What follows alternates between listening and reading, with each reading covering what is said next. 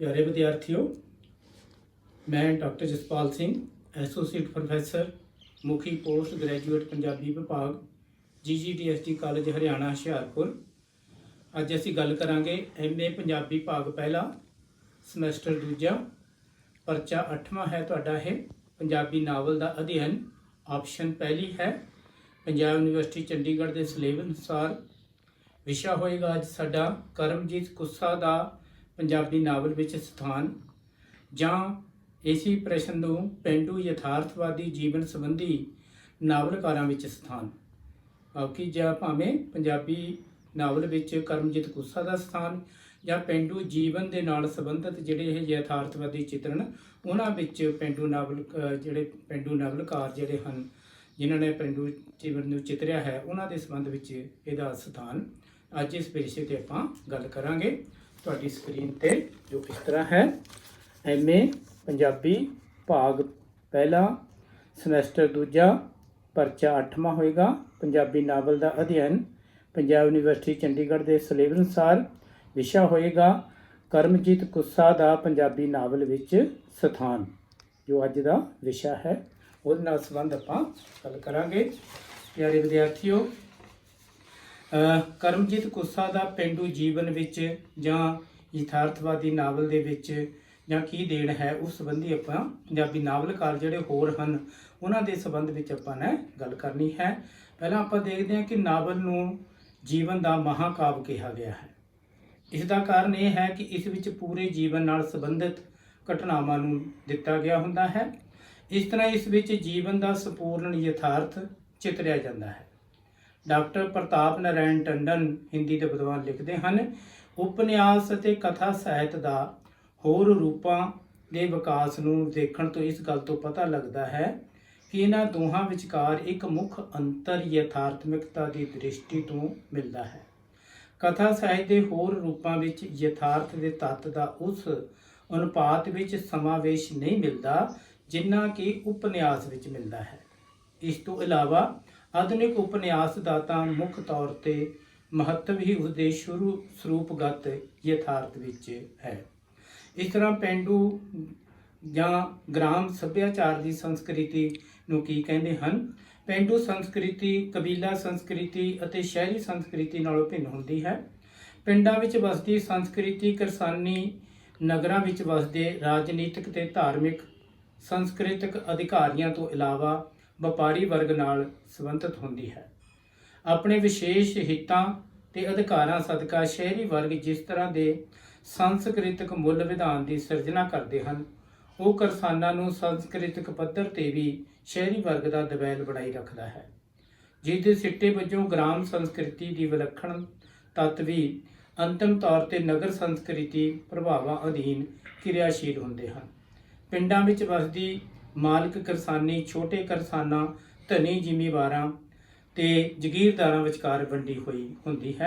इस तरह पेंडू ग्राम सभ्याचार संस्कृति जिहड़ी है ते ओह जिहड़ी असल विच पिंडां विच वसदी जिहड़ी है मालक किरसानी छोटे किसान धनी जिमीदार ते जगीरदारां विच यह पेंडू संस्कृति वंडी जाती है, जिहड़ी कि व्यापारी वर्ग शहरी वर्ग कबीला संस्कृति तो एक वखरी है। तो इस तरह यथार्थवादी नावल या पेंडू नावल के संबंध में आपां कह सकते हाँ कि यथार्थवादी नावलों में जीवन के यथार्थ को दर्शाया गया हुंदा है। यूरोप में इस तरह का नावल 19वीं सदी के मध्य विच लिखे जान लगे। मुंशी प्रेमचंद ने हिंदुस्तान के भारत के अपने नावलों में यथार्थ को चितरिया है। डॉक्टर टंडन इस संबंध में लिखते हैं, इस तरह के यथार्थवाद विच किसी न किसी समाजिक नैतिक ਅਤੇ ਚਰਿੱਤਰਕ ਆਦਰਸ਼ਾਂ ਦੀ ਪ੍ਰਤੀ ਆਗ੍ਰਹਿ कराया जाता है, जाणू करवाया जाता है। इस संबंध में लिखते हैं कि ये किसी समाजिक नैतिक चरित्रक आदर्शों को जिहड़ा सीगा उहदे संबंधी जानकारी जिहड़ी है वो करवाई जाती है। तो इस तरह पिंडी जीवन को दर्शाउंदा पहला पंजाबी नावल जिहड़ा है वो भाई वीर सिंह का बाबा नौज सिंह है, जिसने इस विच शहरी ते पेंडू जीवन के रलवें रूप विच चितरिया गया है। बाबा नौज सिंह जां इस तरह डॉक्टर TR विनोद अनुसार भाई वीर सिंह ने इस नावल विच आदर्शक पिंड का जो संकल्प पेश किया है ਉਹ ਮਹਾਤਮਾ ਗਾਂਧੀ ਦੇ ਵਿਚਾਰਾਂ ਨਾਲ ਮਿਲਦਾ ਜੁਲਦਾ ਹੈ। ਪਰ ਭਾਈ ਸਾਹਿਬ ਆਪਣੇ ਆਦਰਸ਼ਾਂ ਦੀ ਪੂਰਤੀ ਲਈ ਹਕੂਮਤ ਦੇ ਹੱਥਾਂ ਵੱਲ ਝਾਕਦੇ ਹਨ, ਜਦਕਿ ਮਹਾਤਮਾ ਗਾਂਧੀ ਅਨੁਸਾਰ ਇਸ ਦੀ ਪੂਰਤੀ ਸੁਤੰਤਰ ਭਾਰਤ ਵਿੱਚ ਵੀ ਸੰਭਵ ਹੈ। ਨਾਵਲਕਾਰ ਨੇ ਆਪਣੇ ਇਸ ਨਾਵਲ ਵਿੱਚ ਕਥਾ ਦੇ ਸੰਦਰਭ ਵਿੱਚ ਆਪਾਂ ਕਹੀਏ ਕਈ ਥਾਵਾਂ ਤੇ ਪੰਜਾਬ ਦੇ ਪਰੰਪਰਾਗਤ ਪੇਂਡੂ ਸੱਭਿਆਚਾਰ ਅਤੇ ਨਵੇਂ ਪੈਦਾ ਹੋਏ ਸੱਭਿਆਚਾਰ ਦਾ ਤੁਲਨਾਤਮਕ ਅਧਿਐਨ ਪੇਸ਼ ਕੀਤਾ ਹੈ। ਇਸ ਤਰ੍ਹਾਂ ਭਾਈ ਵੀਰ ਸਿੰਘ ਦਾ ਬਾਬਾ ਨੌ ਸਿੰਘ ਪਹਿਲਾ ਪੰਜਾਬੀ ਪੇਂਡੂ ਚਿਤਰਨ ਵਾਲਾ, ਜਿਹਦੇ ਵਿੱਚ ਸ਼ਹਿਰੀ ਰਲੇਵਾਂ ਵੀ ਹੈ ਪਰ ਪੇਂਡੂ ਚਿਤਰਨ ਵੀ ਜਿਹੜਾ ਸੀਗਾ ਨਾ ਉਹ ਸੱਭਿਆਚਾਰ ਦਾ ਚਿਤਰਨ ਕੀਤਾ ਗਿਆ ਹੈ।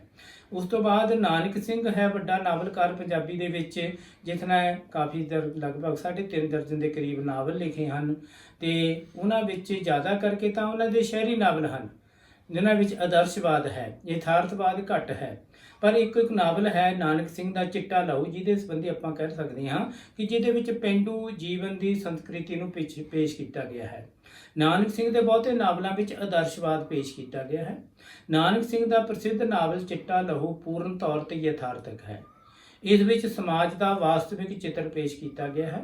ਉਸਨੇ ਦਰਸਾਇਆ ਹੈ ਕਿ ਕਿਵੇਂ ਇੱਕ ਵਿਧਵਾ ਉੱਪਰ ਅਤਿਆਚਾਰ ਹੁੰਦਾ ਹੈ, ਕਿਸ ਤਰ੍ਹਾਂ ਨਸ਼ਿਆਂ ਦੇ ਸਾਡੇ ਸਮਾਜ ਨਾਲ ਖੋਖਲਾ ਕਰ ਦਿੱਤਾ ਹੈ, ਜਾਤ ਪਾਤ ਨੇ ਸਮਾਜ ਨੂੰ ਵੰਡ ਦਿੱਤਾ ਹੈ, ਕਿਵੇਂ ਇਨਕਲਾਬੀ ਵਿਚਾਰ ਰੱਖਣ ਵਾਲੇ ਮੁਸ਼ਕਲਾਂ ਦਾ ਸਾਹਮਣਾ ਕਰਦੇ ਹਨ, ਕਿਵੇਂ ਵਿਰੋਧੀਆਂ ਨੂੰ ਝੂਠੇ ਮੁਕੱਦਮਿਆਂ ਵਿੱਚ ਫਸਾਇਆ ਜਾਂਦਾ ਹੈ ਆਦਿ ਪੇਂਡੂ ਸੰਸਕ੍ਰਿਤੀ ਵਿੱਚ ਪੇਂਡੂ ਰਹਿਣ ਸਹਿਣ ਦੇ ਵਿੱਚ ਜੋ ਜਿਹੜੀਆਂ ਤੰਗੀਆਂ ਤੁਰਸ਼ੀਆਂ ਹਨ ਜਾਂ ਜੋ ਵਰਤਾਰਾ ਹੈ ਲੋਕਾਂ ਦਾ, ਉਸ ਨੂੰ ਇਸ ਚਿੱਟਾ ਲਹੂ ਨਾਵਲ ਦੇ ਵਿੱਚ ਨਾਨਕ ਸਿੰਘ ਨੇ ਵੀ ਪਹਿਲੀ ਵਾਰ ਪੇਸ਼ ਕੀਤਾ ਹੈ। ਹਾਲਾਂਕਿ ਬਹੁਤੇ ਨਾਵਲ ਨਾਨਕ ਸਿੰਘ ਦੇ ਸ਼ਹਿਰੀ ਜੀਵਨ ਨਾਲ ਸੰਬੰਧਿਤ, ਪੇਂਡੂ ਜੀਵਨ ਨਾਲ ਹੀ ਇੱਕ ਨਾਵਲ ਚਿੱਟਾ ਲਹੂ ਸਾਨੂੰ ਮਿਲਦਾ ਹੈ।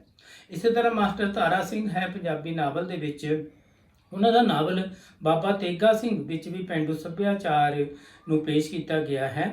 ਇਸ ਨਾਵਲ ਵਿੱਚ ਲੇਖਕ ਨੇ ਮਹਾਰਾਜਾ ਰਣਜੀਤ ਸਿੰਘ ਦੀ ਮੌਤ ਪਿੱਛੋਂ ਹਿੰਦੂ ਸਿੱਖਾਂ ਦੇ ਆਪਸੀ ਸਬੰਧਾਂ ਨੂੰ ਪੇਂਡੂ ਪਿਛੋਕੜ ਵਿੱਚ ਦਰਸਾਇਆ ਹੈ। ਇਸ ਨਾਵਲ ਵਿੱਚ ਉਹਨਾਂ ਸਿੱਖਾਂ ਬਾਰੇ ਦੱਸਿਆ ਹੈ ਜੋ ਜੰਗਲਾਂ ਵਿੱਚ ਲੁਕ ਕੇ ਆਪਣਾ ਜੀਵਨ ਗੁਜ਼ਾਰਦੇ ਸਨ। ਨਾਵਲ ਦੀ ਗਲਪ ਵਿਧੀ ਇਤਿਹਾਸਕ ਨਾਵਲ ਵਾਲੀ ਹੈ। ਇਸ ਤਰ੍ਹਾਂ ਭਾਈ ਵੀਰ ਸਿੰਘ ਦੇ ਵੀ ਭਾਵੇਂ ਸੁੰਦਰੀ ਨਾਵਲ ਹੈ ਜਾਂ ਹੋਰ ਸਿਵਲ ਨਾਵਲ ਜਿਹੜੇ ਹਨ, ਵਿਜੇ ਸਿੰਘ ਨਾਵਲ ਹੈ ਤੇ ਉਹਦੇ ਵਿੱਚ ਵੀ ਇਤਿਹਾਸਕ ਨਾਵਲ ਵਾਲੀ ਜਿਹੜੀ ਸੀਗੀ ਗਲਪ ਵਿਧੀ ਜਿਹੜੀ ਹੈ ਅਪਣਾਈ ਗਈ ਹੈ। ਇਸ ਕਰਕੇ ਬਾਬਾ ਤੇਗਾ ਸਿੰਘ ਨੇ ਵੀ ਭਾਵੇਂ ਇਤਿਹਾਸਕ ਵਿਧੀ ਇਹਦੇ ਵਿੱਚ ਅਪਣਾਈ ਹੈ ਬਾਬਾ ਤੇਗਾ ਸਿੰਘ ਨਾਵਲ ਦੇ ਵਿੱਚ ਮਾਸਟਰ ਤਾਰਾ ਸਿੰਘ ਨੇ, ਪਰ ਜ਼ਿਆਦਾ ਕਰਕੇ ਇਹਦੇ ਵਿੱਚ ਪੇਂਡੂ ਸੱਭਿਆਚਾਰ ਨੂੰ ਜਿਹੜਾ ਸੀਗਾ ਉਹ ਪੇਸ਼ ਕੀਤਾ ਗਿਆ ਹੈ ਮਾਸਟਰ ਤਾਰਾ ਸਿੰਘ ਨੇ। ਤੇ ਸਭ ਪੇਂਡੂ ਸੰਸਕ੍ਰਿਤੀ ਨੂੰ ਚਿਤਰਨ ਵਾਲਾ ਲੇਖਕ ਹੈ ਸਾਡੇ ਕੋਲ ਸੰਤ ਸਿੰਘ ਸੇਖੋ ਨਾਵਲਕਾਰ, ਜਿਨ੍ਹਾਂ ਲਹੂ ਮਿੱਟੀ ਨਾਵਲ ਦੇ ਵਿੱਚ ਪੇਂਡੂ ਜੀਵਨ ਨਾਲ ਸੰਬੰਧਿਤ ਹੈ। ਜੋ ਨਾਵਲ ਦੇ ਸਾਰੇ ਪਾਤਰ ਤੇ ਕਹਾਣੀ ਦਾ ਸਾਰਾ ਧਰਾਤਲ ਜਿਹੜਾ ਹੈ ਪੇਂਡੂ ਵਾਤਾਵਰਣ ਵਿੱਚ ਉਸਾਰਿਆ ਗਿਆ ਹੈ। ਨਾਵਲ ਦੀ ਕਹਾਣੀ ਪੰਜਾਬ ਦੇ ਪੇਂਡੂ ਕਿਸਾਨਾਂ ਦੀ ਜੀਵਨ ਕਥਾ ਹੈ। ਜੱਟ ਲਹੂ ਮਿੱਟੀ ਵਿੱਚ ਕਰਦਾ ਕੁਆਰੀ ਧਰਤੀ ਦੀਆਂ ਵੱਖੀਆਂ ਕੁਤਕਤਾਉਂਦਾ ਹੈ, ਇਸ ਆਸਤੇ ਕਿ ਉਹਦਾ ਲੜਕਾ BA ਪੜ੍ਹ ਕੇ ਕਿਸੇ ਚੰਗੀ ਨੌਕਰੀ ਤੇ ਲੱਗ ਕੇ ਘਰ ਦੇ ਸਾਰੇ ਧੋਣੇ ਧੋ ਦੇਵੇਗਾ। ਪਿੰਡਾਂ ਵਿੱਚ ਕਰਜ਼ੇ ਦੇ ਭਾਰ ਥਰੇਠਾਂ ਦਵੇ ਜੱਟਾਂ, ਪੁਲਿਸ ਵਧੀਕੀਆਂ, ਰੋਜ਼ਾਨਾ ਕੰਮ ਵਾਹੀ, ਗੋਡੀ ਪਾਣੀ ਲਾਉਣਾ, ਰੂੜੀ ਦੇਣਾ, ਸ਼ਰੀਕਾਂ ਦੀ ਆਪਸ ਵਿੱਚ ਟੱਕਰ, ਕਤਲ ਤੇ ਖੂਨ ਮੁਕੱਦਮੇ, ਪਿੰਡਾਂ ਦੀਆਂ ਤੀਵੀਆਂ ਦੀ ਨਿੰਦਾ ਚੁਗਲੀ ਕਰਨ ਦੀ ਆਦਤ, ਸਾਧੂ ਸੰਤਾਂ ਦੇ ਪਖੰਡ, ਕਈ ਹੋਰ ਪੇਂਡੂ ਜੀਵਨ ਦੇ ਅੰਗਾਂ ਨੂੰ ਇਸ ਨਾਵਲ ਵਿੱਚ ਬੜੀ ਸਫਲਤਾ ਨਾਲ ਲਹੂ ਮਿੱਟੀ ਨਾਵਲ ਦੇ ਵਿੱਚ ਸੰਤ ਸਿੰਘ ਸੇਖੋ ਨੇ ਚਿਤਰਿਆ ਹੈ। ਇਸ ਕਰਕੇ ਪੇਂਡੂ ਨਾਵਲ ਦੀ ਇੱਥੋਂ ਵੀ ਜਿਹੜੀ ਹੈ ਪੈਂਦੀ ਹੈ। ਉਹ ਤੋਂ ਬਾਅਦ ਵੱਡਾ ਨਾਵਲ ਹੈ ਸਾਡੇ ਕੋਲ ਜਸਵੰਤ ਸਿੰਘ ਕਮਲ। ਕਮਲ ਵੀ ਪਿੰਡਾਂ ਵਿੱਚ ਰਹਿਣ ਵਾਲਾ ਸੂਝਵਾਨ ਨਾਵਲਕਾਰ ਹੈ। ਉਹ ਪੇਂਡੂ ਜੀਵਨ ਦੀ ਡੂੰਘੀ ਬੂਝ ਰੱਖਦਾ ਹੈ। ਉਹ ਪੰਜਾਬੀ ਦੀ ਕਿਸਾਨੀ ਵਿੱਚੋਂ ਉੱਠਿਆ ਪੜ੍ਹਿਆ ਲਿਖਿਆ ਨੌਜਵਾਨ ਰੋਮਾਂਚਕ ਪ੍ਰੀਤ ਅਤੇ ਰੋਮਾਂਚਕ ਵਿਦਰੋਹ ਦੇ ਲੜ ਲੱਗਿਆ ਹੋਇਆ। ਪੂਰਨਮਾਸੀ ਅੰਦਰ ਪੇਂਡੂ ਮਾਹੌਲ ਹੈ। ਨਾਵਲ ਪੂਰੀ ਤਰ੍ਹਾਂ ਪੇਂਡੂ ਜੀਵਨ ਨਾਲ ਸੰਬੰਧਿਤ ਹੈ। ਡਾਕਟਰ ਵਿਨੋਦ ਕਮਲ ਦੇ ਨਾਵਲ ਵਿਚਲੇ ਯਥਾਰਥ ਨੂੰ 3 ਭਾਗਾਂ ਵਿੱਚ ਵੰਡਦਾ ਹੈ। ਕਮਲ ਦੇ ਇੱਕ ਨਿਰੋਲ ਕਥਾ ਦੇ ਰੂਪ ਵਿੱਚ ਜਿਸ ਦੀ ਪ੍ਰਤੀਨਿਧਤਾ ਪੂਰਨਮਾਸੀ ਕਰਦਾ ਹੈ। ਦੂਸਰਾ ਪ੍ਰੀਤ ਕਥਾ ਦੇ ਮਾਧਿਅਮ ਰਾਹੀਂ ਉਸ ਦਾ ਪ੍ਰਤੀਨਿਧ ਰੂਪ ਵਿੱਚੋਂ ਹਾਣੀ ਨਾਵਲ ਹੈ ਦੀ ਚੋਣ ਕੀਤੀ ਜਾ ਸਕਦੀ ਹੈ। ਤੀਸਰਾ ਰੂਪ ਪ੍ਰੀਤ ਬਾਹਰੀ ਸਮੱਸਿਆਵਾਂ ਨਾਲ ਸੰਬੰਧਿਤ ਨਾਵਲ ਜਿਹੜੇ ਹਨ ਉਹ ਮਿਲਦੇ ਹਨ ਸਾਨੂੰ ਆਪਣੇ ਜਸਵੰਤ ਸਿੰਘ ਕਮਲ ਦੇ। ਇਸ ਤਰ੍ਹਾਂ ਵੱਡਾ ਨਾਵਲਕਾਰ ਜਿਹੜਾ ਹੈ ਗੁਰਦਿਆਲ ਸਿੰਘ ਹੈ, ਜਿਸ ਨੇ ਮਾਲਵੇ ਦੇ ਜੀਵਨ ਨੂੰ, ਪੇਂਡੂ ਜੀਵਨ ਨੂੰ, ਗ੍ਰਾਮ ਸੰਸਕ੍ਰਿਤੀ ਨੂੰ, ਗ੍ਰਾਮੀਣ ਚੇਤਨਾ ਜਿਹੜੀ ਹੈ ਉਹਦੇ ਦਿਖਾਈ ਹੈ ਆਪਣੇ ਨਾਵਲਾਂ ਦੇ ਵਿੱਚ। ਗੁਰਦਿਆਲ ਸਿੰਘ ਦੇ ਸਾਰੇ ਨਾਵਲ ਪੇਂਡੂ ਜੀਵਨ ਨੂੰ ਯਥਾਰਥ ਦੇ ਆਧਾਰ ਉੱਤੇ ਪੇਸ਼ ਕਰਦੇ ਹਨ। ਇਹਨਾਂ ਵਿੱਚ ਪ੍ਰਮੁੱਖ ਹਨ ਮੜੀ ਦਾ ਦੀਵਾ, ਅੱਧ ਚਾਨਣੀ ਰਾਤ, ਰੇਤ ਦੀ ਮੁੱਠੀ, ਆਥਣ ਔਗਣ, ਅਣ ਹੋਏ ਆਦਿ। ਫਿਰ ਕਿਰਸਾਨੀ ਸੰਸਕ੍ਰਿਤੀ ਦੇ ਵਸਤੂ ਸੰਕਟ ਦਾ ਵਿਵੇਕ ਸਿਰਜਣ ਲਈ ਜਿਸ ਲੀਹ ਦਾ ਮੁੱਢ ਸੇਖੋਂ ਦੇ ਨਾਵਲ ਲਹੂ ਮਿੱਟੀ ਨਾਲ ਵੱਜਿਆ ਸੀ, ਉਹਦਾ ਵਿਕਾਸ ਗੁਰਦਿਆਲ ਸਿੰਘ ਦੇ ਨਾਵਲਾਂ ਮੜੀ ਦਾ ਦੀਵਾ, ਅੱਧ ਚਾਨਣੀ ਰਾਤ ਅਤੇ ਆਥਣ ਔਗਣ ਵਿੱਚ ਹੁੰਦਾ ਦਿਖਾਈ ਦਿੰਦਾ ਹੈ। ਤੇ ਇਸ ਤਰ੍ਹਾਂ ਗੁਰਦਿਆਲ ਸਿੰਘ ਦੇ ਨਾਵਲਾਂ ਦੇ ਵਿੱਚ ਵੀ ਜਿਹੜਾ ਸੀਗਾ ਪੇਂਡੂ ਸੰਸਕ੍ਰਿਤੀ ਨੂੰ ਪੇਸ਼ ਕੀਤਾ ਗਿਆ ਹੈ। ਤੇ ਇਹ ਤੋਂ ਅਗਲਾ ਨਾਵਲਕਾਰ ਹੈ ਸਾਡੇ ਕੋਲ ਸੋਹਣ ਸਿੰਘ ਸੀਤਲ, ਜਿਸ ਨੇ ਪੰਜਾਬ ਦੇ ਪੇਂਡੂ ਜੀਵਨ ਦੀ ਯਥਾਰਥ ਤਸਵੀਰ ਪੇਸ਼ ਕਰਨ ਵਾਲਾ ਨਾਵਲਕਾਰ ਹੈ ਸੋਹਣ ਸਿੰਘ ਸੀਤਲ। ਉਹ ਕਹਾਣੀ ਪੇਂਡੂ ਜੀਵਨ ਵਿੱਚੋਂ ਲੈਂਦਾ ਹੈ ਤੇ ਉਸਦਾ ਨਿਸ਼ਚਾ ਹੈ ਕਿ ਹਜ਼ਾਰ ਕਲਪਨਾ ਵੀ ਯਥਾਰਥ ਦਾ ਮੁਕਾਬਲਾ ਨਹੀਂ ਕਰ ਸਕਦੀ। ਉਹ ਪੰਜਾਬ ਦੀ ਕਿਰਸਾਨੀ ਜਨਤਾ ਤੇ ਉਹਨਾਂ ਦੀਆਂ ਆਰਥਿਕ ਤੇ ਸਮਾਜਿਕ ਸਮੱਸਿਆਵਾਂ ਤੋਂ ਭਲੀ ਭਾਂਤ ਜਾਣੂ ਹੈ। ਯੁੱਗ ਬਦਲ ਗਿਆ, ਤੂਤਾਂ ਵਾਲਾ ਖੂਹ ਵਿੱਚ ਪੇਂਡੂ ਵਾਤਾਵਰਣ ਸਾਨੂੰ ਮਿਲਦਾ ਹੈ। ਡਾਕਟਰ ਕਰਮਜੀਤ ਸਿੰਘ ਦੇ ਬਾਰੇ ਲਿਖਦੇ ਹਨ ਕਿ ਪਿੰਡ ਦੇ ਜੀਵਨ ਅਤੇ ਖਾਸ ਕਰਕੇ ਮਾਝੇ ਦੇ ਪਿੰਡਾਂ ਦੇ ਜੀਵਨ ਦਾ ਯਥਾਰਥ ਸੋਹਣ ਸਿੰਘ ਸੀਤਲ ਦੇ ਨਾਵਲ ਵਿੱਚ ਭਰਪੂਰ ਰੂਪ ਵਿੱਚ ਚਿਤਰਿਤ ਹੋਇਆ ਹੈ। ਬਹੁਤਾ ਕਰਕੇ ਇਹ ਯਥਾਰਥ ਉਸ ਰਵਾਇਤੀ ਪੇਂਡੂ ਜੀਵਨ ਦੀ ਝਾਕੀ ਪੇਸ਼ ਕਰਦਾ ਹੈ ਜੋ ਅੱਜ ਵਾਸਤਵ ਜੀਵਨ ਦੇ ਕਿਧਰੇ ਅੰਸ਼ ਮਾਤਰ ਹੀ ਰਹਿ ਗਿਆ ਹੈ। ਇਸ ਤਰ੍ਹਾਂ ਸੋਹਣ ਸਿੰਘ ਸੀਤਲ ਨੇ ਵੀ ਪੇਂਡੂ ਸੰਸਕ੍ਰਿਤੀ ਨੂੰ ਪੇਸ਼ ਕੀਤਾ ਹੈ। ਵੱਡਾ ਨਾਵਲਕਾਰੀ ਤੋਂ ਬਾਅਦ ਰਾਮ ਸਰੂਪ ਅਣਖੀ ਹੈ, ਜਿਸ ਨੇ ਮਾਲਵੇ ਦੇ ਜੀਵਨ ਨੂੰ ਪੇਂਡੂ ਜੀਵਨ ਨੂੰ ਚਿਤਰਿਆ ਆਪਣੇ ਨਾਵਲ ਵਿੱਚ। ਰਾਮ ਸਰੂਪ ਅਣਖੀ ਅਜਿਹਾ ਨਾਵਲਕਾਰ ਹੈ ਜਿਸ ਨੇ ਪੇਂਡੂ ਯਥਾਰਥ ਜੀਵਨ ਨੂੰ ਆਪਣੇ ਨਾਵਲਾਂ ਦਾ ਆਧਾਰ ਬਣਾਇਆ ਹੈ। ਉਸਦਾ ਨਾਵਲ ਅੱਧਾ ਆਦਮੀ, ਕੱਖਾਂ ਕਾਨਿਆਂ ਦਾ ਪੁਲ, ਸੁਲਗ ਦੀ ਰਾਤ, ਜ਼ਖਮੀ ਅਤੀਤ, ਕੋਠੇ ਖੜਕ ਸਿੰਘ ਆਦਿ ਉਲੇਖਨੀਏ ਗਲਪ ਰਚਨਾਵਾਂ ਹਨ। ਡਾਕਟਰ ਨੂਰ ਕੋਠੇ ਖੜਕ ਸਿੰਘ ਬਾਰੇ ਲਿਖਦੇ ਹਨ ਕਿ ਇਸ ਵਿੱਚ ਪੰਜਾਬ ਦੇ ਰਿਆਸਤੀ ਜ਼ਗੀਰਦਾਰੀ ਕਾਲ ਤੋਂ ਹੁਣ ਤੱਕ ਦੇ ਪਿੰਡ ਦੇ ਸਰੂਪ ਨੂੰ ਚਿਤਰਿਆ ਗਿਆ ਹੈ। ਤੇ ਇਸ ਤਰ੍ਹਾਂ ਰਿਆਸਤੀ ਜ਼ਗੀਰਦਾਰੀ ਤੇ ਅੱਜ ਦਾ ਪਿੰਡ ਜਿਹੜਾ ਹੈ ਉਹ ਕੋਠੇ ਖੜਕ ਸਿੰਘ ਦੇ ਰੂਪ ਵਿੱਚ ਸਾਨੂੰ ਮਿਲਦਾ ਹੈ। ਦਲੀਪ ਕੌਰ ਟਮਾਣਾ ਨੇ ਵੀ ਪੰਜਾਬੀ ਨਾਵਲ ਦੇ ਪੇਂਡੂ ਕਿਸਾਨੀ ਦੇ ਚਰਿੱਤਰ ਨੂੰ ਸੰਪੂਰਨ ਕਰਨ ਵਿੱਚ ਬਹੁਤ ਸਹਾਈ ਹੁੰਦੇ ਹਨ। ਉਹਨਾਂ ਦੇ ਨਾਵਲ ਜਿਹੜਾ ਹੈ ਖਾਸ ਤੌਰ ਤੇ ਔਰਤ ਦੀ ਸਥਿਤੀ ਨੂੰ ਉਸਨੇ ਆਪਣੇ ਨਾਵਲਾਂ ਦੇ ਵਿੱਚ ਵਰਣਨ ਕੀਤਾ ਹੈ। ਉਸ ਤੋਂ ਬਾਅਦ ਸਾਡਾ ਨਾਵਲਕਾਰ ਹੈ ਕਰਮਜੀਤ ਕੁੱਸਾ, ਜਿਹਦੇ ਬਾਰੇ ਆਪਾਂ ਨੇ ਗੱਲ ਕਰਨੀ ਹੈ। ਕਰਮਜੀਤ ਕੁੱਸਾ ਨੇ ਪੇਂਡੂ ਕਿਸਾਨੀ ਜੀਵਨ ਦੇ ਯਥਾਰਥ ਚਿੱਤਰਣ ਨੂੰ ਆਪਣੇ ਨਾਵਲਾਂ ਦਾ ਆਧਾਰ ਬਣਾਇਆ ਹੈ।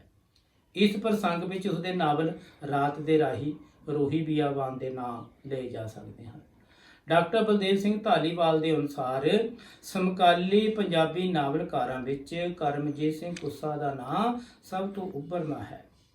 ਉਹਦੇ ਕਿਸੇ ਇੱਕ ਨਾਵਲ ਦੇ ਆਧਾਰ ਤੇ ਸ਼ਾਇਦ ਇਹ ਟਿੱਪਣੀ ਅਧਕਥਨੀ ਜਾਪੇ, ਪਰ ਉਹਦੀ ਸਮੁੱਚੀ ਨਾਵਲ ਰਚਨਾ ਨੂੰ ਇੱਕ ਸੰਯੁਕਤ ਟੈਕਸਟ ਵਜੋਂ ਵਾਚੀਏ ਤਾਂ ਇਹ ਦ੍ਰਿਸ਼ਟੀਗਤ ਹੋ ਜਾਂਦਾ ਹੈ ਕਿ ਪੰਜਾਬ ਦੇ ਕਿਸਾਨੀ ਸੱਭਿਆਚਾਰ ਦੀ ਦਸ਼ਾ ਤੇ ਦਿਸ਼ਾ ਨੂੰ ਨਿਰਧਾਰਤ ਕਰਨ ਵਾਲੇ ਮੂਲ ਪ੍ਰੇਰਕਾਂ ਦਾ ਆਭਾਸ ਜਿਸ ਸ਼ਿੱਦਤ ਨਾਲ ਕੁੱਸਾ ਕਰਵਾ ਸਕਿਆ ਹੈ, ਕੋਈ ਹੋਰ ਨਾਵਲਕਾਰ ਨਹੀਂ ਕਰਵਾ ਸਕਿਆ।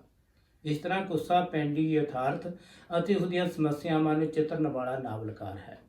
ਉਸਨੇ ਆਪਣੇ ਨਾਵਲਾਂ ਵਿੱਚ ਵਧੇਰੇ ਕਰਕੇ ਨਿਮਨ ਕਿਸਾਨੀ ਦੀਆਂ ਸਮੱਸਿਆਵਾਂ ਨੂੰ ਪੇਸ਼ ਕੀਤਾ ਹੈ। ਉਸਦਾ ਪਹਿਲਾ ਨਾਵਲ ਬੁਰਕੇ ਵਾਲੇ ਲਟੇਰੇ, ਜਿਸ ਵਿੱਚ ਉਸਨੇ ਪੰਜਾਬ ਵਿੱਚ ਪੂੰਜੀਵਾਦੀ ਉਤਪਾਦਨ ਪ੍ਰਣਾਲੀ ਦੇ ਆਰੰਭਕ ਪੜਾਅ ਸਮੇਂ ਕਿਸਾਨੀ ਵਿੱਚ ਉਕਰ ਰਹੇ ਆਰਥਿਕ ਅਤੇ ਸੱਭਿਆਚਾਰਕ ਸੰਕਟ ਨੂੰ ਵਿਸ਼ਾ ਬਣਾਇਆ ਹੈ। ਰਾਤ ਦੇ ਰਾਹੀ ਉਸਦਾ ਦੂਜਾ ਨਾਵਲ ਹੈ। ਇਸ ਵਿੱਚ ਉਸਨੇ ਨਿਮਨ ਕਿਸਾਨੀ ਦੇ ਆਰਥਿਕ ਸੰਕਟ ਨੂੰ ਆਧਾਰ ਬਣਾਇਆ ਹੈ। ਇਹੀ ਆਰਥਿਕ ਸੰਕਟ ਉਸਦੇ ਪਾਤਰਾਂ ਦਾ ਸੱਭਿਆਚਾਰਕ ਦੁਖਾਂਤ ਦਾ ਕਾਰਨ ਬਣਦਾ ਹੈ। ਰੋਹੀ ਬੀਆਬਾਨ ਉਸਦਾ ਤੀਜਾ ਨਾਵਲ ਹੈ। ਇਸ ਵਿੱਚ ਉਸਨੇ ਕਿਸਾਨੀ ਸੱਭਿਆਚਾਰ ਦਾ ਇਤਿਹਾਸਕ ਦਸਤਾਵੇਜ਼ ਅਤੇ ਗਰੀਬ ਕਿਸਾਨੀ ਦੀ ਤਰਾਸਦੀ ਨੂੰ ਚਿਤਰਿਆ ਹੈ। ਤੇ ਇਸੇ ਤਰ੍ਹਾਂ ਅੱਗ ਦਾ ਗੀਤ ਚੌਥਾ ਨਾਵਲ ਹੈ, ਜੋ ਨਿਮਨ ਵਾਹੀਕਾਰ ਵਰਗ ਦੀਆਂ ਆਰਥਿਕ ਤੇ ਸੱਭਿਆਚਾਰਕ ਸਮੱਸਿਆਵਾਂ ਨੂੰ ਪੇਸ਼ ਕਰਦਾ ਹੈ। ਜ਼ਖਮੀ ਦਰਿਆ ਨੂੰ ਵਿਦਵਾਨਾਂ ਨੇ ਅਪ੍ਰਮਾਣਿਕ ਭਾਰਤੀ ਲੋਕਤੰਤਰ ਦੇ ਸੰਕਟ ਦੁਆਰਾ ਉਤਪੰਨ ਯਥਾਰਥ ਸਥਿਤੀ ਨੂੰ ਪੇਸ਼ ਕਰਨ ਵਾਲਾ ਨਾਵਲ ਕਿਹਾ ਹੈ। ਛੇਵਾਂ ਨਾਵਲ ਉਸਦਾ ਅਕਾਲ ਪੁਰਖੀ ਹੈ।